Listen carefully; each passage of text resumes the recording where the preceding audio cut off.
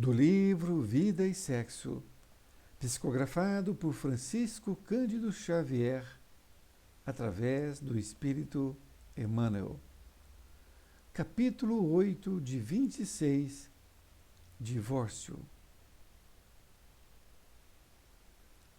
O divórcio é lei humana que tem por objeto separar legalmente o que já, de fato, está separado. Não é contrário à lei de Deus, pois que apenas reforma o que os homens hão feito, e só é aplicável nos casos em que não se levou em conta a lei divina. Do item 5 do capítulo 22 de O Evangelho segundo o Espiritismo.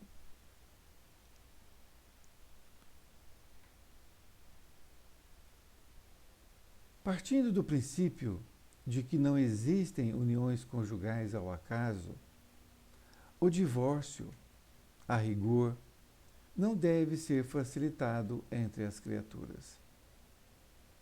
É aí, nos laços matrimoniais, definidos nas leis do mundo, que se operam burilamentos e reconciliações endereçados à precisa sublimação da alma. O casamento será sempre um instituto benemérito, acolhendo no limiar, em flores de alegria e esperança, aqueles que a vida aguarda para o trabalho do seu próprio aperfeiçoamento e perpetuação. Com ele, o progresso ganha novos horizontes e a lei do renascimento atinge os fins para os quais se encaminha. Ocorre, entretanto, que a sabedoria divina jamais institui princípios de violência. E o espírito, conquanto em muitas situações agrave os próprios débitos, dispõe da faculdade de interromper, recusar, modificar, discutir ou adiar transitoriamente o desempenho dos compromissos que abraça. Em muitos lances da experiência, é a própria individualidade na vida do espírito, antes da reencarnação, que assinala a si mesma o casamento difícil que faceará na estância física, chamando a si o parceiro ou a parceira de existências pretéritas para os ajustes que lhe pacificarão a consciência, à vista de erros perpetrados em outras épocas. Reconduzida, porém, à ribalta terrestre e assumida a união esposalícia que atraiu a si mesma, ei-la desencorajada à face dos empeços que se lhe desdobram à frente. Por vezes, o companheiro ou a companheira voltam ao exercício da crueldade de outro tempo, seja através de menosprezo, desrespeito, violência ou deslealdade. E o cônjuge prejudicado nem sempre encontra recursos em si para se sobrepor aos processos de dilapidação moral de que é vítima. Compelidos, muita vez, às últimas fronteiras da resistência, é natural que o esposo ou a esposa, relegado a sofrimento indébito, se valha do divórcio por medida extrema contra o suicídio, o homicídio ou calamidades outras que lhes complicariam ainda mais o destino.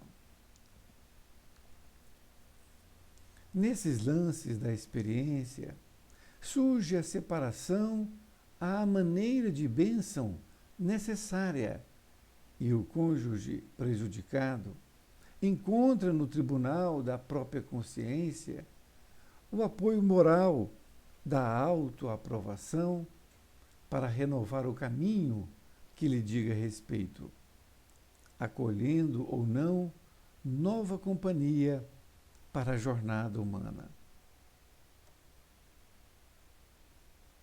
Óbvio que não nos é lícito estimular o divórcio em tempo algum, competindo-nos tão somente nesse sentido reconfortar e reanimar os irmãos em lide nos casamentos de provação, a fim de que se sobreponham às próprias suscetibilidades e aflições, vencendo as duras etapas de regeneração ou expiação que rogaram antes do renascimento no plano físico, em auxílio a si mesmos. Ainda assim, é justo reconhecer que a escravidão não vem de Deus e ninguém possui o direito de torturar ninguém, à face das leis eternas. O divórcio, pois, baseado em razões justas, é providência humana e claramente compreensível nos processos de evolução pacífica. Efetivamente, ensinou Jesus: não separeis o que Deus ajuntou.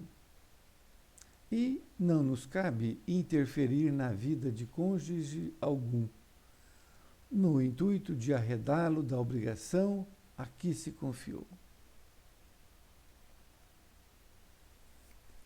Ocorre, porém, que, se não nos cabe separar aqueles que a lei de Deus reuniu para determinados fins, são eles mesmos, os amigos que se enlaçaram pelos vínculos do casamento, que desejam a separação entre si, tocando-nos unicamente a obrigação de respeitar-lhes a livre escolha sem ferir-lhes a decisão.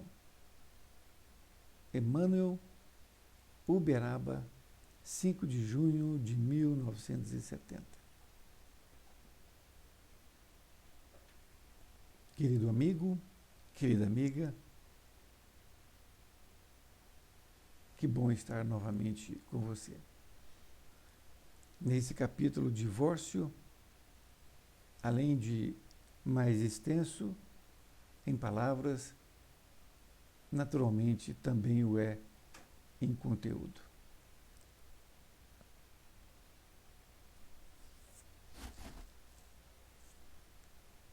Emmanuel utiliza o item 5 do capítulo 22 do Evangelho segundo o Espiritismo, onde é dito que o divórcio é lei humana, que vem separar o que de fato está separado. E diz também que não é contrário à lei de Deus, pois que apenas reforma aquilo que os homens têm feito.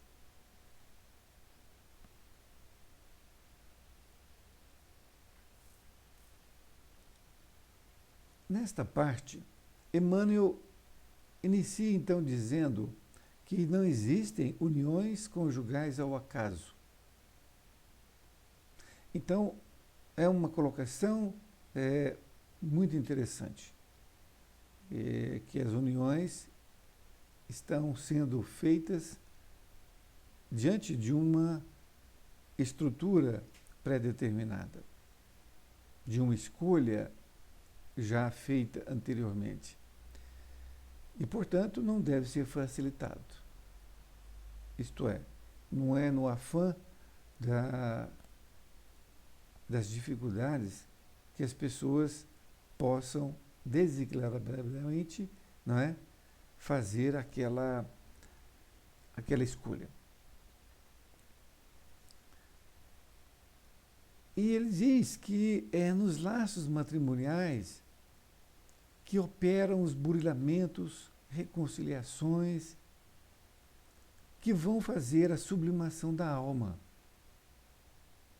E realmente é. Diz ainda que o casamento é um instituto que acolhe as flores de esperança, que aguarda ali os filhos, né? E também o próprio casal para o seu aperfeiçoamento no seu íntimo.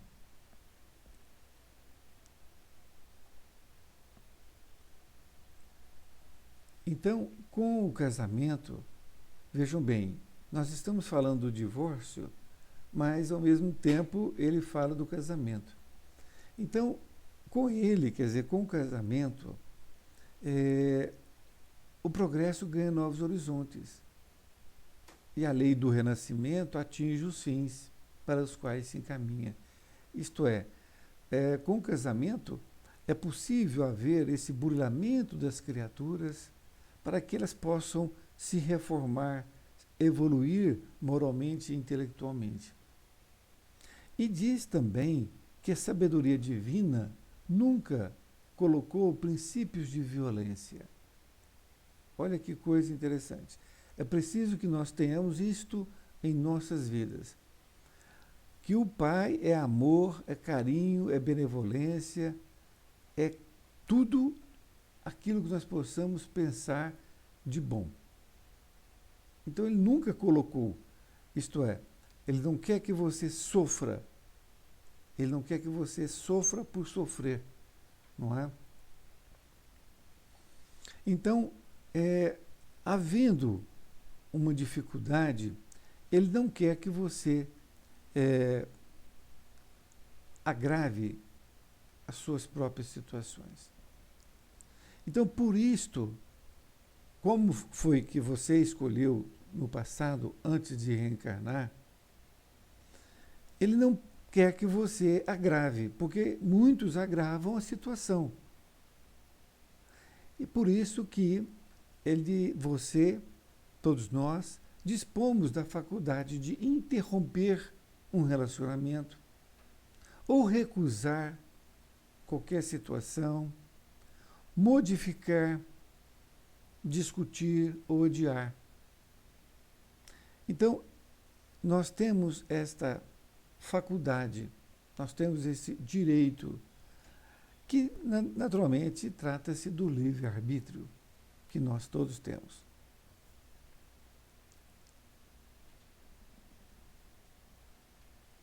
E Emmanuel volta a dizer que foi na vida em espírito, não é? Quando nós estávamos fora do corpo, que nós pedimos para vir com essas criaturas, com o esposo, com a esposa, tendo os nossos filhos. Então fizemos esse compromisso em vida passada, em espírito naturalmente, para que nós viéssemos aqui juntos, para que pudéssemos ter os ajustes para pacificar a nossa consciência, em vista de erros perpetrados em outras épocas. Isto é, tendo em vista aqueles erros que nós cometemos em vidas passadas. Então, nós estamos vindo com este objetivo de sanar esses problemas. Mas acontece que muitas vezes, quando somos aqui conduzidos à ribalta terrestre, assumindo então a união, acontece que muitas vezes nos encontramos desencorajados em face daquilo que nós próprios pedimos para vir a ocorrer.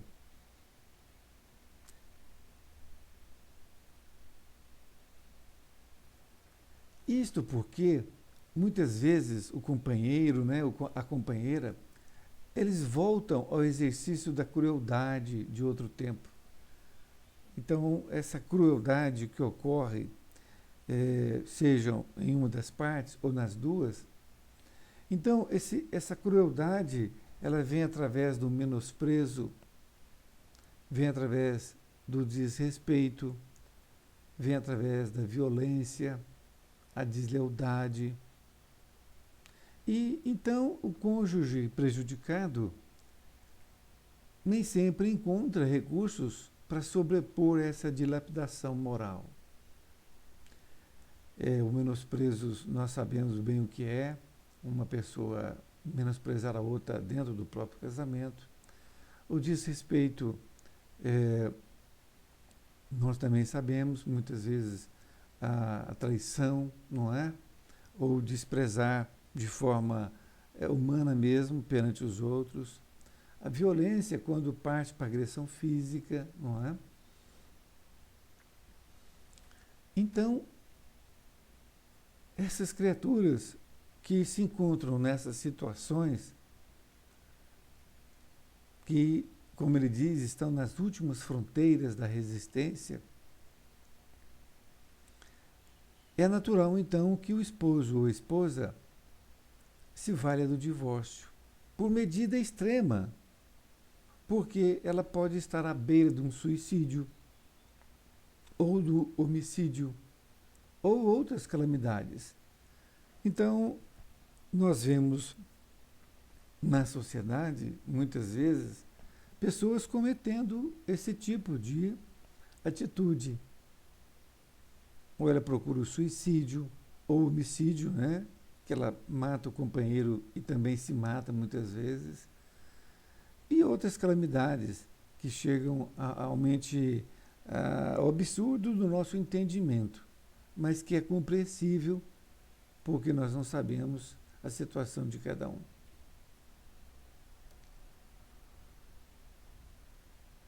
E Emmanuel então diz que nessas situações, todas que passamos, chega então como a separação como uma bênção necessária para que possa ali dar um tempo naquela situação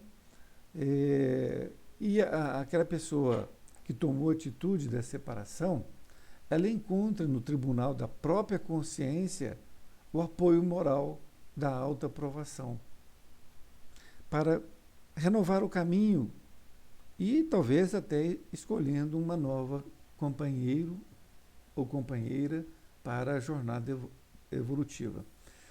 É interessante que dificilmente isso aqui acontece, mas é necessário que as pessoas que estejam passando por isso tenham essa compreensão de que ela, de forma clara, de forma objetiva, vendo que ela está nos limites do seu da forma que ela possa suportar aquilo, ela achando no tribunal da sua consciência. O que é isso? Ela entender, não é? Ela conceber de forma simples de que ela tem feito a sua parte, mas a outra tem extrapolado. Então, se isso ela tem consciência tranquila do dever cumprido, ela tem a autoaprovação. Autoaprovação.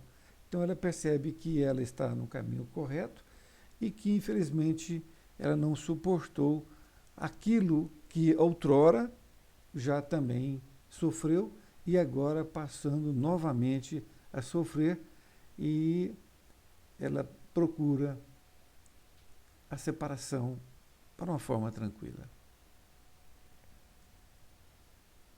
Mas Emmanuel volta a dizer que não nos é lícito estimular o divórcio, que compete a nós somente a reconfortar e reanimar os irmãos em lide, nos casamentos em provação, a fim de que eles possam vir as suas próprias aflições, vencendo as etapas, não é?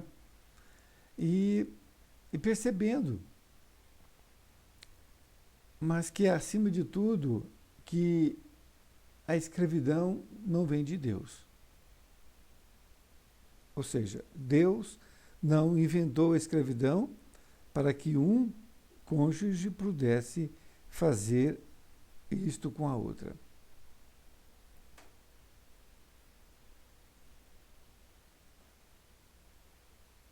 E ele diz que o divórcio é, pois, uma providência divina, uma providência humana, desculpe, mas claramente compreensível nos processos da Revolução Pacífica. Efetivamente, Jesus ensinou que não separeis o que Deus ajuntou.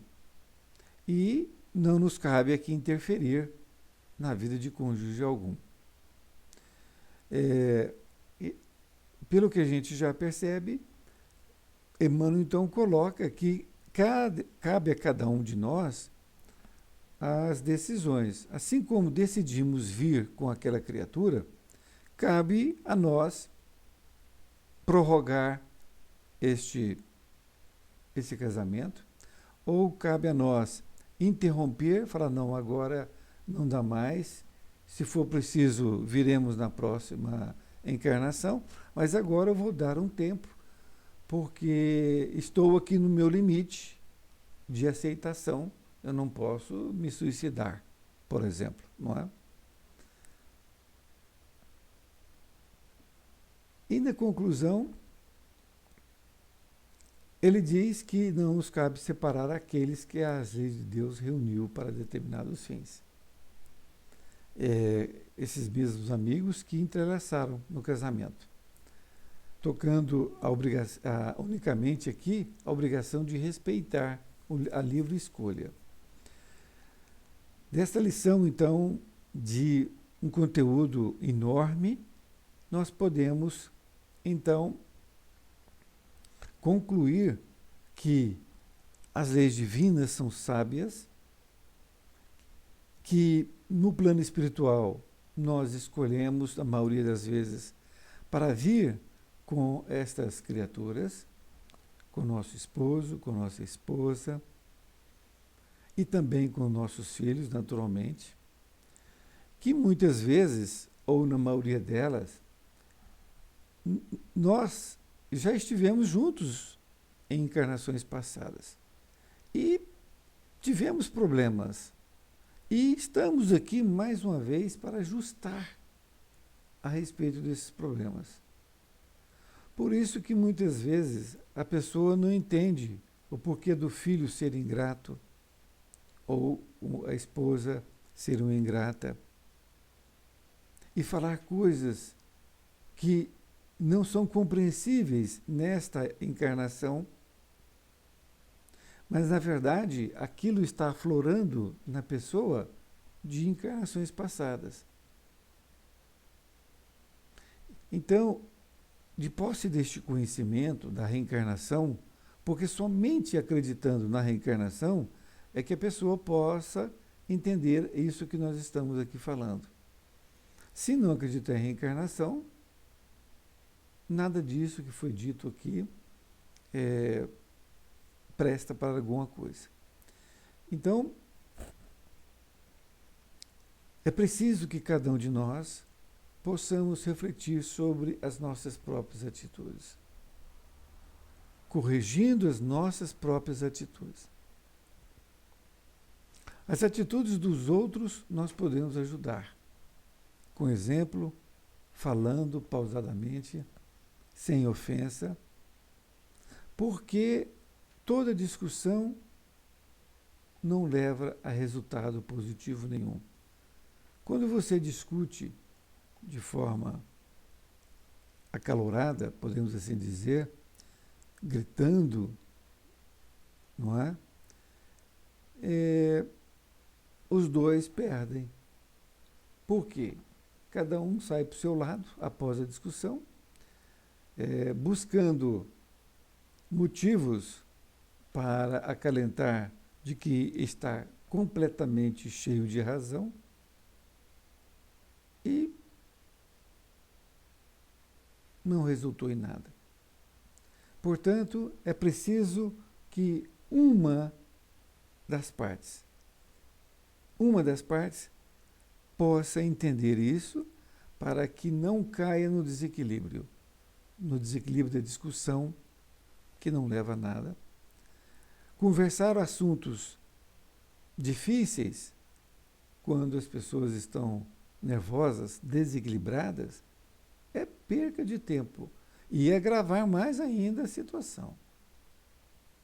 Então, é preciso sempre haver a conversa, o diálogo, quando estão no pleno equilíbrio.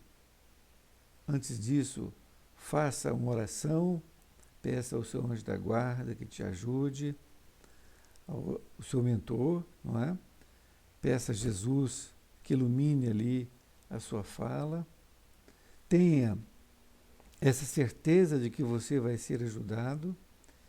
E aí você, tranquilo ou tranquila, possa chamar o outro ou a outra para você possa ali conversar e expor as razões, ouvir as razões do outro, que talvez seja até mais importante, porque é somente dessa forma que nós possamos melhorarmos. Somente dessa forma. É você expondo o seu ponto de vista e ouvindo o ponto de vista alheio. Talvez, como eu disse, mais importante ouvir. Porque quando você ouve o ponto de vista do outro, de certa forma, o outro também te dá condições de você falar seu ponto de vista. Então, seja você o princípio do caminho correto. Seja você aquele que vai estar equilibrado na situação. E faça sempre a sua parte e pense sempre naquilo que o outro está dizendo a seu respeito. Que muitas vezes são defeitos que nós não queremos ver, mas o outro está vendo em nós. Então, procure perceber se realmente tem esse defeito e procure corrigi-lo. Que Jesus o abençoe e que nós possamos estar novamente juntos no próximo capítulo. Um grande abraço.